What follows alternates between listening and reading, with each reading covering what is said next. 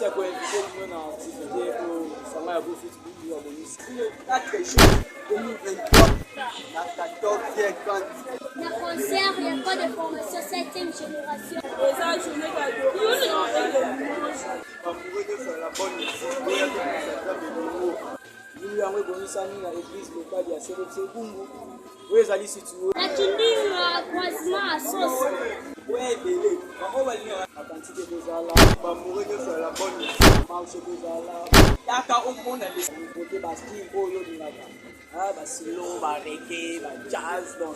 Pour l'ensemble de le jour en haut, et qu'on a la journée d'adoration de miracle. Pour ça, la bientôt comme ça, nous avons la gloire, bien, vraiment, invité tout le monde. Bébé, un petit billet, sera aux zones à la piste, à Combo GFP. Push tranquil.